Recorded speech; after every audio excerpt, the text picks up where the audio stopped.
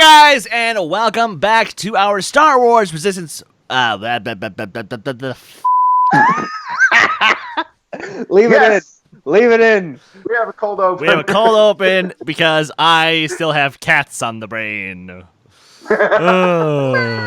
James Corden licking his. He totally does. Oh wow, he does. I just made that up. In meow, meow, meow, meow, meow.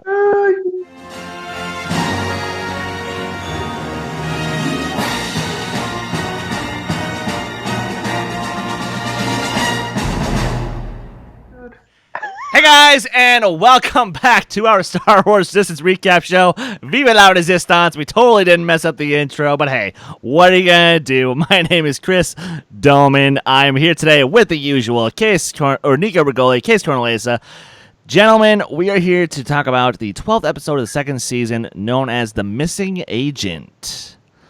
Thank the Lord, we've now had 2 weeks in a row of solid episodes, so the show is finally coming back to form after, taking a little bit of a dip for a little bit, but listen, it happens. Each show that we review has their highs and their lows. They can't always be perfect, but they can be solid, and this one certainly was. Case, let's actually start with you. What were some of your initial thoughts on The Missing Agent? This is probably my favorite episode, and that's simply because finally it's not a one-and-done episode.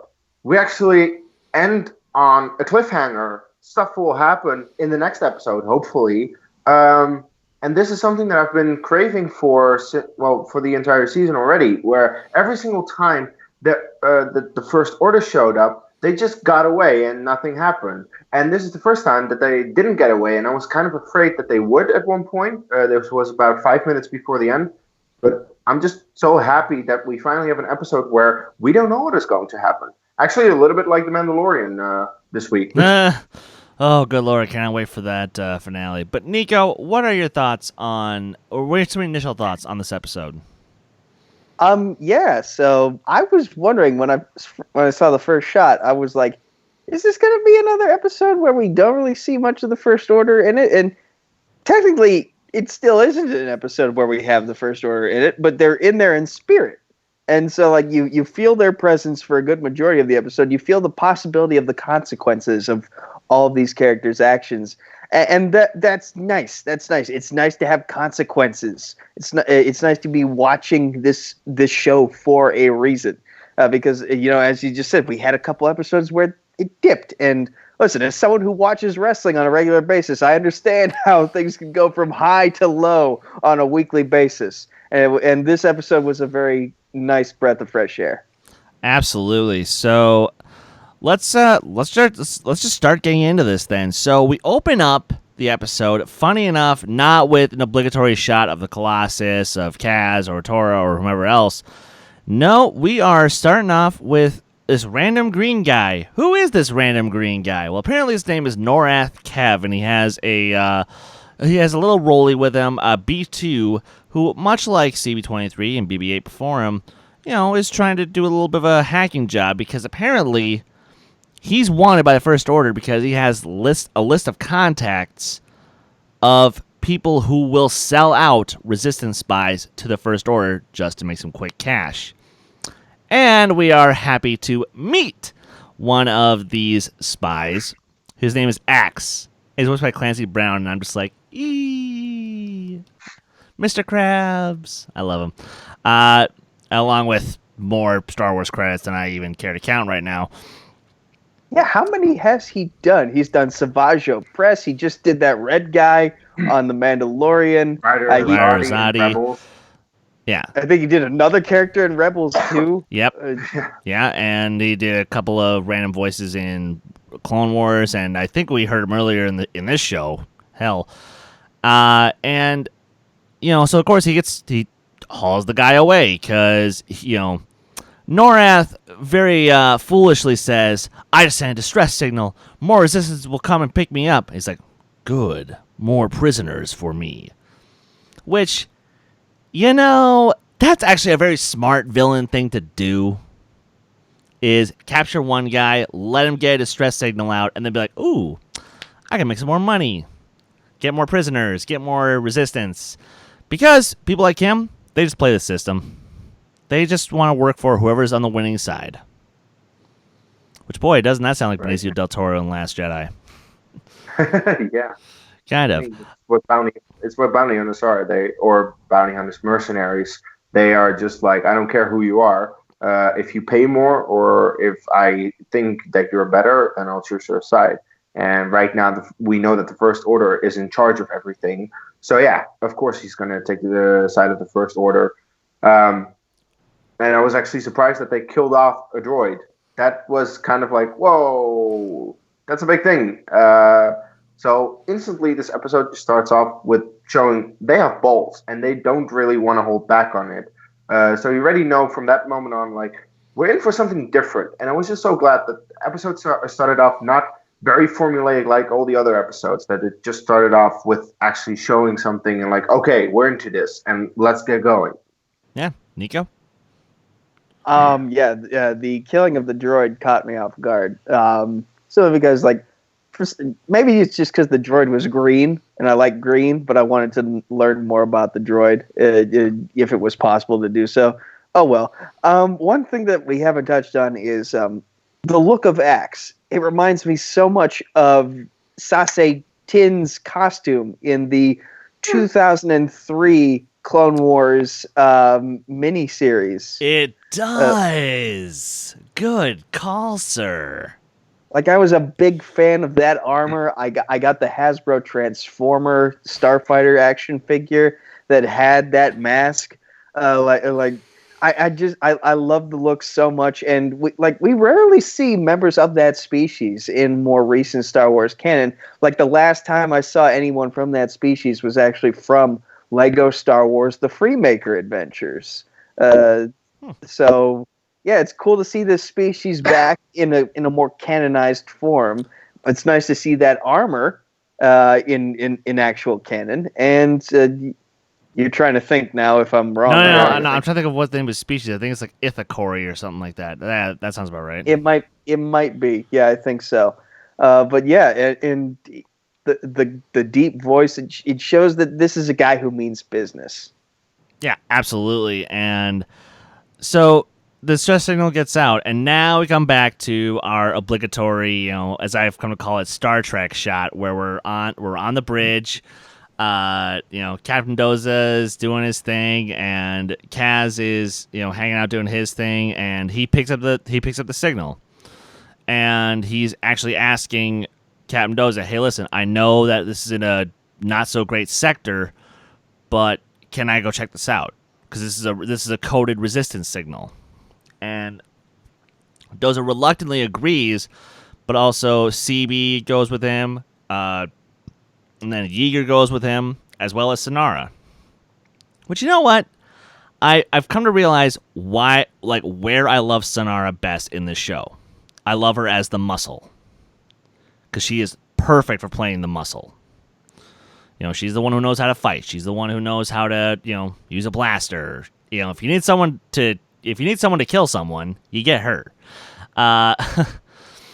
So they head on down to the planet in a transport, which, okay, fair. But what I thought they were going to do was have the Colossus be in a different part of the galaxy, and they would, hyperspace over in their individual fighters, but it's fine. It's fine. I don't know. It was a dumb thing of mine. But they get down to this planet, and it kind of reminds me of Navarro, or like a Mos Espa kind of thing, where it's clearly there's people there, but it's very seedy, especially with this one fella named Li Chi. He's got the best deal in the entire sector. He's got a good deal for you, and he wants to buy your droid, and he wants to give you a good deal, and it's like, oh god, I'm having flashbacks to when I was a DirecTV salesman. Oof. Yikes. But yeah, he did that. He did that. I had no idea you worked for DirecTV. No, I worked for I worked for a company that worked with DirecTV. That was the worst part. Anywho. You didn't directly work for DirecTV? Ah, well done, sir. Well done. But no, so then they get down to the planet, and, as they're meeting all these various people, they're trying to ask for information about where to go. And I kind of like that at first. They have no idea where to go until they find the signal, which has probably my favorite sequence in the show in this episode. Sorry, again, my brain got fried from a bad movie earlier today. Meow. Yeah, exactly. But Kaz actually puts a little bit of his spy training to use, and he does that trick where you can find a hollow compartment in a bench kind of setting to figure out, where is this data pad? But before we move any further in the episode, what were your guys' thoughts on this new planet, Varkanis? What do we think of Mr. Li Chi? Okay, I gotta ask, who is naming these things? Who's naming these people? Like, it just feels like they're throwing syllables together at this point because they've run out of names for Star Wars planets and people. And as far as on-the-nose names go, because, we have Worm Loathsome, we have Savage Oppress, Li Ji. Seriously, imagine if my face was directly in this camera. That's how on the nose and in your face that name is. But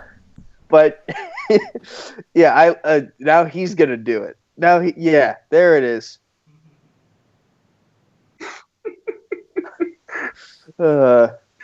You're welcome for me not having done that. But I do like that we're showing growth of Kaz's experience as a spy, that he now knows that trick to look under the table, find that hollow compartment, and he finds the data pad.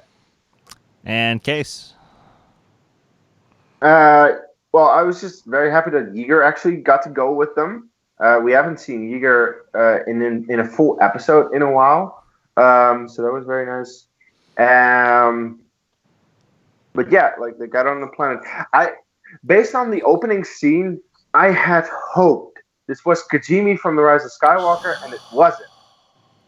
Because I honestly thought it was a little bit of a missed opportunity that this episode didn't do anything with the fact that The Rise of Skywalker just dropped. And I still remember that the first episode of Rebels after Rogue One was directly tied into the movie. And I was like, why don't you do that with Resistance? They could have done that. They didn't. It's okay. I hope that we get more of that. We'll get to it. But yeah, as you say, it's nice to sometimes see our characters struggle a little bit, because often they have a convenient thing written in the script where it's just oh yeah, they just know where to go. Not this time. And you have this. I don't know the name of the alien race, but yeah, this junk dealer who is just, yeah, I know.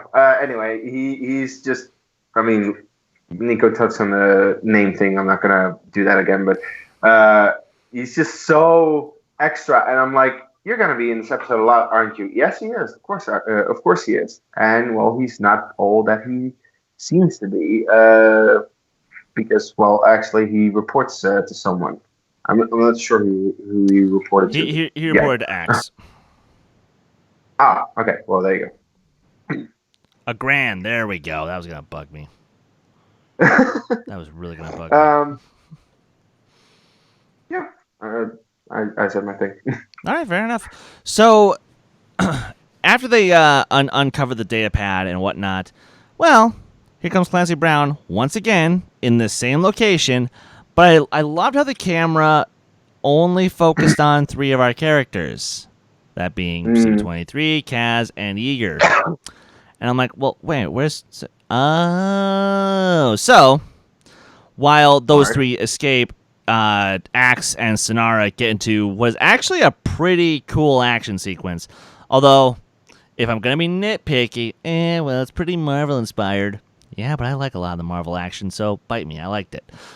We like Marvel. Shut up. Exactly. Disney shells. We bow down to our mousy overlords. Anywho. Anywho, I'm waiting on my check, Mickey. Where is it? yeah, exactly. All right.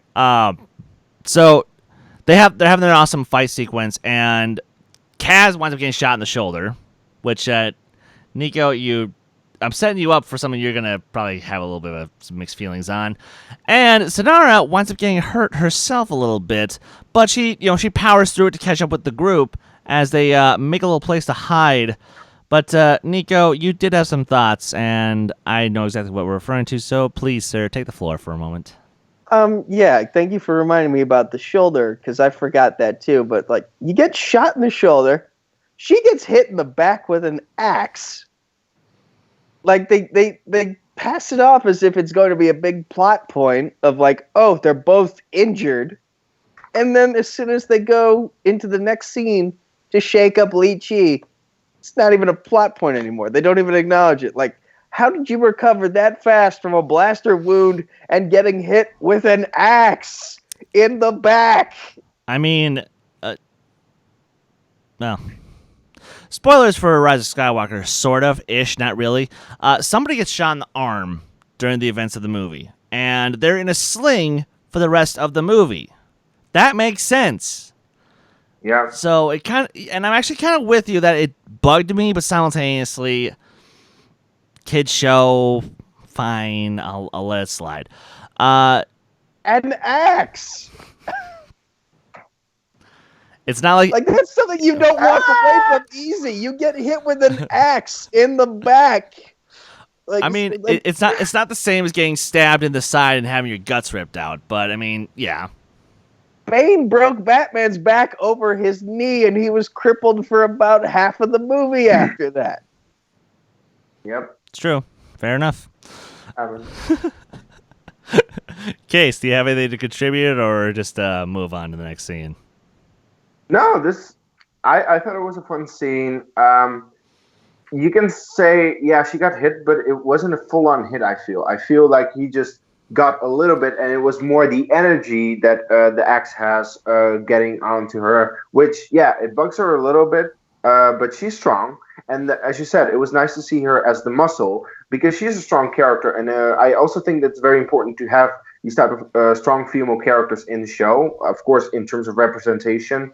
And Sonara is just a cool character. So I was fine with it. And yeah, this was a good scene, and definitely showed off Sonara's skills, which is something, well, I don't really remember seeing that much of it in terms of hand-to-hand combat like this episode. I mean, I think we saw a little bit in season 1, but not enough. No, clearly not enough. Yeah, so then we come to the next bit, which, Nico, you did reference the shakedown of Li Chi.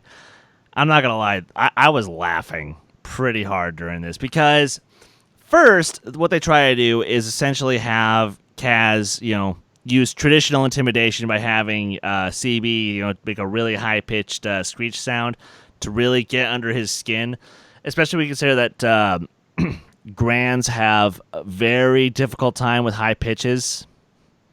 So, yes. But that doesn't quite work the way that you'd think it would. So what I loved is that Yeager applies to his more greedy side and is like, well, so you have all this money from turning in Norath. Well, why don't we're just going to take it then, and unless you tell us where we'll find him. And, of course, it's a trap. We'll get to it in a little bit. But I find it hilarious how that's how they get to him. Like, that subverted my expectations, and in a very pleasant way. So, I don't know.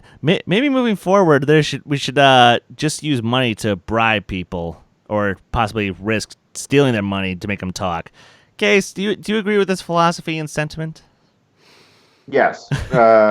This was actually a fun sequence. And it was also funny that Cass is like, CB, do your thing, and CB goes, and he goes again, and Sonara is like, just stop. Why? It's annoying. Yes, indeed. Thank you for that. Because it was annoying, and I was like, Cass, why are you doing that? Especially, why are you letting CB do something that I feel you could do? But, whatever. But yeah, Yeager was smart about it, and that was good to see. And that's why I'm just glad that Yeager's in this episode. Same. Nico? It's such a Kaz move to have a plan like that, and then for it to completely backfire to the point that his own crew would tell him, "Please stop." Yeah. Pretty much. Those are my thoughts. All right. Yeah, Kaz can't seem to do anything right without there being something going screwy in the process. That's kind of why we love him, though, in fairness. Yeah. But so while all that's going on, we then come to the ship where Norath is being held. So Kaz wisely remembers to ask Sonara, "Hey, stick back in case..." or no, sorry, was it Kaz or Yeager who asks Sonara to stay back? I don't remember. One of the two. Might have been both. It might have been both. Anyway, somebody asks Sonara to stay back and basically cover them in case something goes wrong. Which, good planning, because something clearly went wrong because, oh yes, even though they got Norath, it was a trap. So, No. They didn't get Norath. No, Axe got them. No, they got Norath out of his cell. Yeah, but not out of the And ship. that's as far as they got. Yeah, and then right as they're about to head out. Axe got them. Yeah, exactly. So that they halfway got it done before. Oh no, it's a trap. And the ship starts to take off. Sonara, Sonara follows them on a speeder, but CB essentially pulls a little bit of a BB-8 move here to essentially crash land the ship, which at first I was like, wait, is this actually gonna work? Because aren't they trying to head into space? But then I'm like, oh no, okay, this will work. So essentially, they pull out a couple fuses, and CB hacks into the system to basically initiate an override. She's gonna blow a fuse in the engine. It works.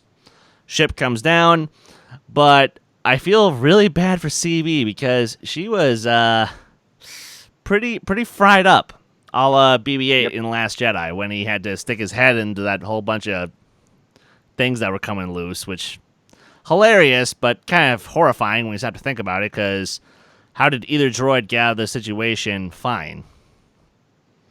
I don't know, but somehow they did. And I'm trying to think. Should I go through the climax, or should we get to that separately? We'll get there. Okay. So, taking down the ship by blowing out the engine. Did it work for you guys, or could it have been done a little better? It's a CB plan. I mean, they needed to do something because they knew the moment that ship just goes any further than orbit, then you're part of the First Order. You're there and you're captured and it's done. There's not much you can do. As long as you're on that planet, you still can do something. And they know, okay, doesn't matter what happens. Doza can maybe get us, maybe the Aces. So let's just do this. So they crash on the planet. Does it work out? Well, we'll get there. But I feel that it was the best that they could do. And of course, yes, it was very smart that they kept Sonara out so that she could do some help some outside. So, yeah. Nico? This is a rough episode to be a droid because we already had one guy at the beginning of the episode, and now we have our leading droid here in this show pretty much frying her brains out, frying her circuits out just for the sake of saving the rest of the crew from being taken to First Order custody. She's the sacrificial hero of this episode, and thankfully she didn't die, but she was limping. She like whatever the rolling equivalent of limping is, she was doing it as soon as they got out of that ship. Yeah, and also the beeps that she makes, like, she like really tried. It was so cute. Like, oh my god. Yeah, no, it was very sadly cute. I think that's the best way to describe it. But then, so everyone's trying to get off the ship. They're trying to get away as fast as they can, as fast as they're physically able to, which isn't very fast at all because Norath also broke his leg and he can't walk. So, And they even made fun of that. Like, he was like, I can get up. I get up. Nope. Can't get up. Get And of course, Axe is not very happy with anyone right now. He's ready to just kill them because they just, kind of destroyed his ship. But just in the nick of time, Sonara is able to come back and give him a fight, and Yeager is still healthy enough to fight and not have to support Norath or CB-23. While that fight's going down and they're really getting into it again, some really solid action, good use of the blaster. It's awesome to see Yeager really try to use that axe on Axe, and it's hilarious. Kaz and Norath take the speeder, and they try to head back to town.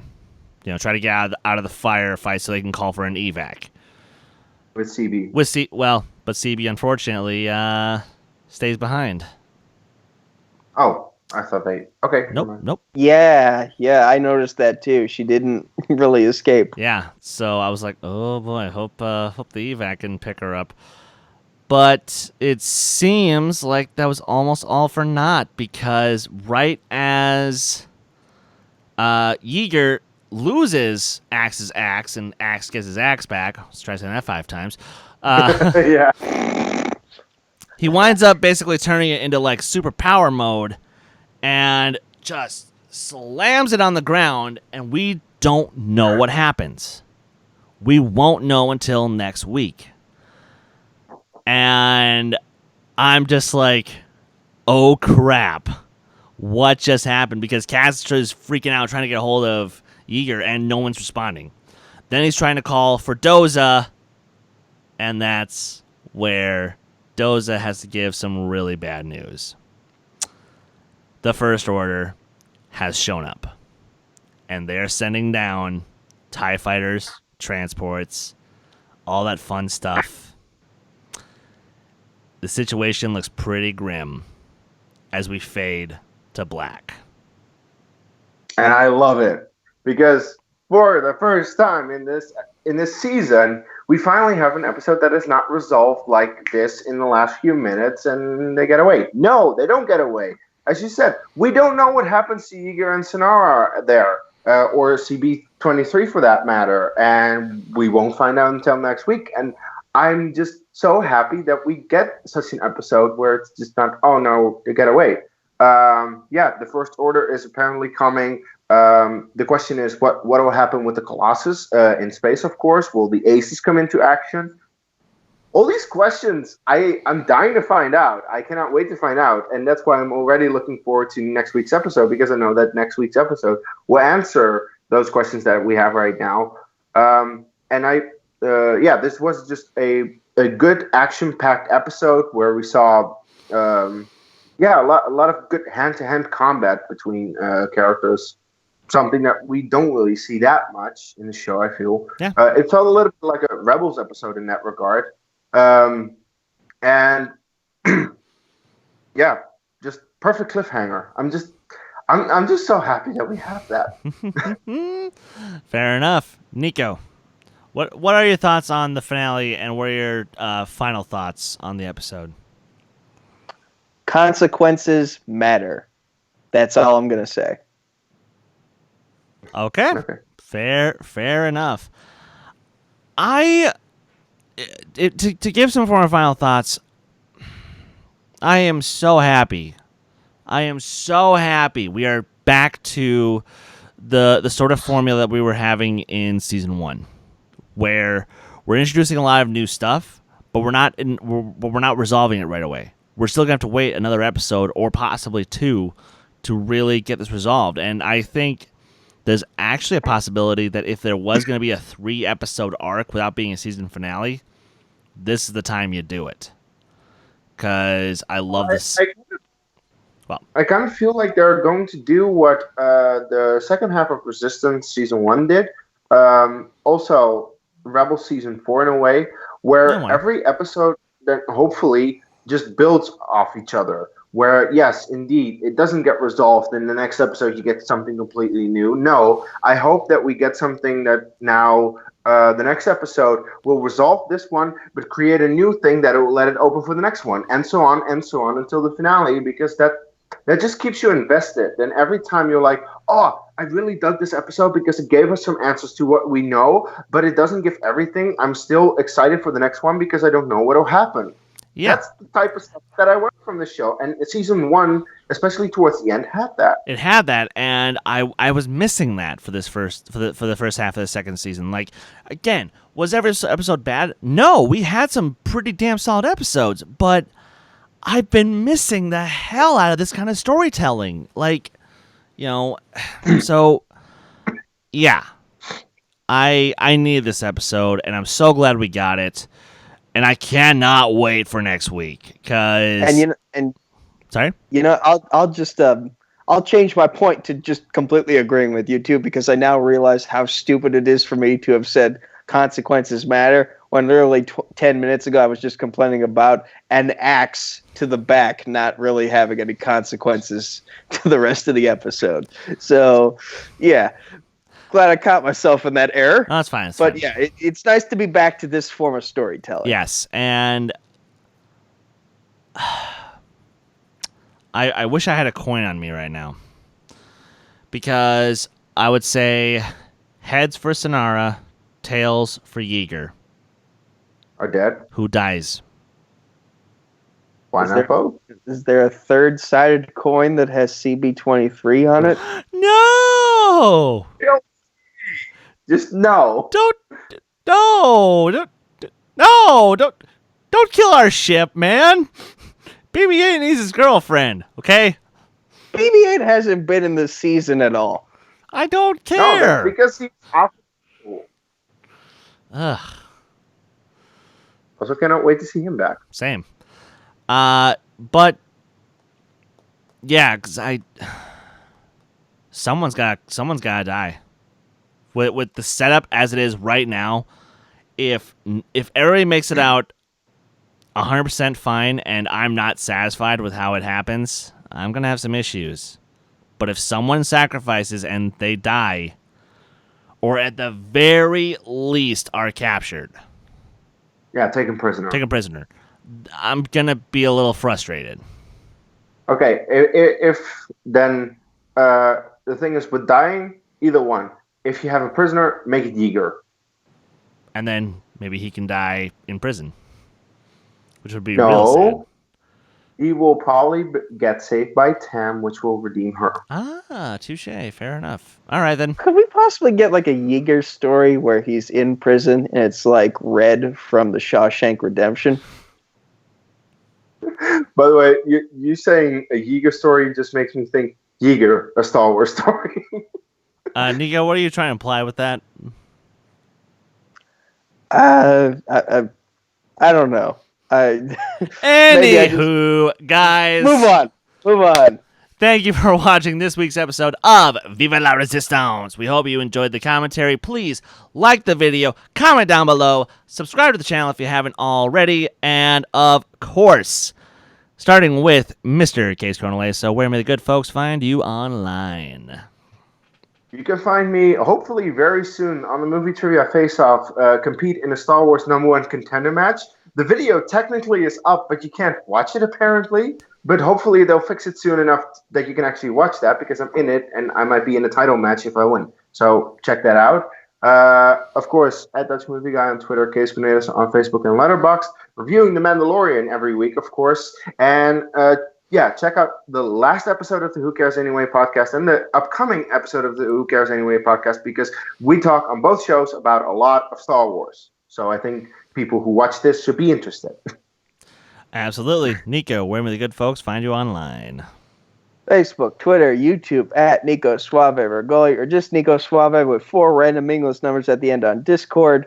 Combat Wrestling Trivia on Facebook, Combat Wrestling Network on YouTube. The poorly made Twitter handle is at Combat Wrestling, the number 2. There is no letter G. I am the TMG Entertainment Chokeslam Wrestling Debate Champion of the world. And of course, you can find me right here on Dedicated to Art and all the places Case just said. Chris will say, the Trivia for Thon 2 card has been announced. Go check out that video. for those of you who have been complaining to me about having to watch a 30-minute video to watch to get the whole announcement of the card lineup, I'll put a written thing out for you, so stop complaining. I'll help you write next year's video, all right? There's still a lot of people who don't know what I'm doing. Write next year's video. It had to be exposition heavy. I'll be writing next year's video. Fine. And of course, you guys can follow me on Twitter, Instagram, Stardust, Letterboxd, and Discord at Skywalker Dome. And you guys can follow this very channel on Twitter and Instagram at D2A Channel. Please like our Facebook page, join our Facebook group, keep up with the conversation. Where I have a slow meltdown because I watched Cats and I hate my life for it. Meow. Meow. But so until next time, Viva la Resistance. And may the force be with you always. She got hit with an axe.